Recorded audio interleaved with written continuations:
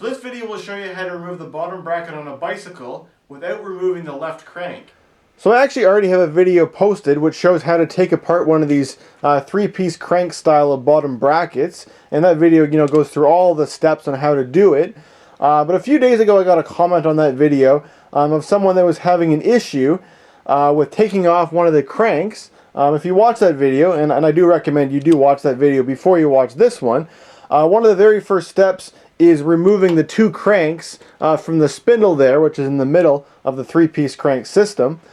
And to do that you use one of these, or something that looks similar to this. The one I used in the other video was a different model, but what it is, it's a crank puller. And the way it works is these threads here on the outside, they screw into threads which are inside of here. There's a dust cap which I've already removed, which goes in there, but it exposes some threads which are on the outside of this circle here. So these threads on here go into there, and then this middle thing in the middle of that is used to push and pry apart those two pieces. And this person that commented was having an issue because the threads on the inside of there were worn out. They were like, they were stripped, so this tool was not able to go inside of it, so he wasn't able to remove one of his two cranks. And I believe he said it was this crank, the left side, which was the one that he wasn't able to remove. So reading that comment, I remember that this is actually an issue that I've seen before, and there's a way to get around it. So I've been having some issues with the bottom bracket on my bike here anyways, so I'm going to take it apart tonight and re-grease everything, but I figured I might as well take the opportunity to demonstrate that trick that I was describing for how to take apart this bottom bracket without removing this crank here, the left side. So we're going to start by removing the right crank here, the one that has the chain rings on it. And this bottom bracket's held together by the bolts, 14mm bolts. And just like in the other video, we're going to use a 14mm socket on there to take off that bolt. And as I was showing before, this is the crank remover, crank puller tool that I have. It's a multi-tool, so it actually has a socket built into it. It's also got a Allen key in there too, but we can remove that part of it. And this part goes back on, and then you're just left with a 14mm socket. So that goes onto there like that, and then we're just going to rotate that off. It's just a right-hand thread, and it's pretty tight on there. I don't think this one's ever been removed from this bike. There we go. And just remove it with my fingers the rest of the way. And that's what the bolt looks like. And then this end of the crank remover tool goes into those threads there on the end, and it's just a right-handed thread. It should just thread right in. And it's got this wrench here which you can use to get it nice and snug in there, so the threads are going to be nice and secure and snug. And then the wrench comes off of here and goes onto here, and then we use that to push inside and pry those two pieces of metal apart. And we push. And there it comes off. Alright, so now we're working on the left side of the bike, the side that still has the crank arm on. So what we're going to do first is we're going to loosen off this outside lock ring, which is right here. And as you can see, there's still lots of good access to it, even with this crank still on there. So we're going to use our hook-shaped tool. It looks like this. It has the little tooth there at the top, and that goes inside one of the little notches on the outside of that lock ring. And then we're just going to rotate it counterclockwise, like so. And there it comes. And once you got it started, you can just loosen it off with your fingers. And just keep loosening this off until you get to the end of the threads. You could take it all the way off the threads and it would kind of sit there in that little gap there. But it kind of gets in your way, so it's best to just kind of leave it there sitting on the outside of the threads there.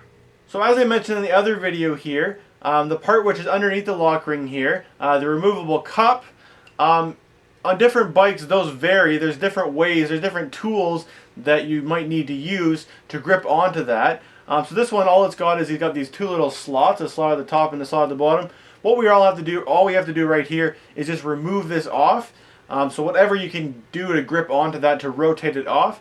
So in this case, I'm just going to use a flat-headed screwdriver just to push against those slots, and then we're going to use that to rotate it off. And you can see as I start to rotate this thing out, there starts to become a lot of movement in here. So just keep pulling this away so you have lots of space to get your tool in there. And there's a zoomed in view so you can see a little bit better what I'm doing. I'm just gripping onto these little flat surfaces right here, and I'm just rotating this around in a circle. And as you can see, it's getting further and further away from my bottom bracket up there.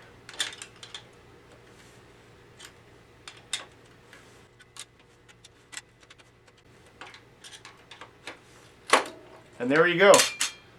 And then that should come out very easily just like that, with these two pieces fully fastened together. So in this scenario, we were pretending that we weren't able to remove the bottom bracket spindle from the crank arm here using our crank puller tool. However, if you were in this situation and you were able to get this part off the bike, you do still want to take these two pieces apart. If you can do it, because otherwise you have no way of servicing inside of there and cleaning up the set of ball bearings which are in there, or any of the cone surfaces or cups.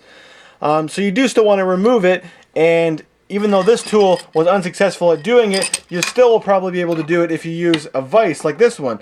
So you can just fasten your crank inside of your vise like so. So it's gripping onto the two sides of it. And then you want to take out your bolt or your nut or whatever's holding those two things together. So I'm just going to do that like this. Just like we did on the other one. So now that we've got the crank securely fastened inside of the vise here, all we've got to do is just kind of find some kind of a bolt or a piece of rod or something which can fit inside of that square taper of the bottom bracket there. And you want to find something that's, fairly big, so it just barely fits in there. You want to make sure it's, much bigger than the bolt which goes inside of there, because you don't want to be, interfering with those threads or stripping them or anything. So then I'm going to use this piece of rod here, and I just put that in the end there. And then using my hammer, I'm just going to do a few taps on that, and hopefully that should unwedge your spindle from your crank arm. So I'll just see, shouldn't take too much. And that wasn't too much effort at all. It popped right out of there. And as soon as I remove it from the vise here,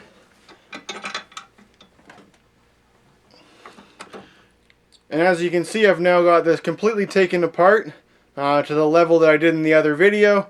So from here on, you can just follow the instructions on the other video to finish off reassembling and cleaning out this bottom bracket.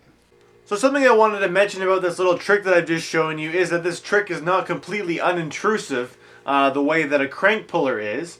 As you can see here on the edge of the crank arm, there's a little bit of a rough spot on either side, which was left behind from the teeth of the vise. And that was really just, caused from those teeth just gripping onto there, really tightly when we were using our hammer to pry apart those two pieces. The damage that is caused to this crank is really just cosmetic. It's not something that's going to affect, the performance of your crank or how long it's going to last. For me on my bike, this is really not something that's going to bother me, and that's why I went ahead and did this trick even though I really didn't even need to.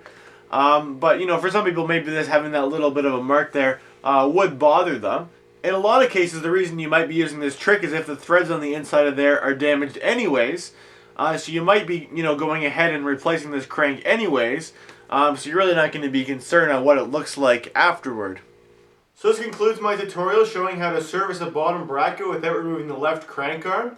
I hope you found this video helpful and interesting. If you have any questions, please let me know in the comments below. And thanks for watching.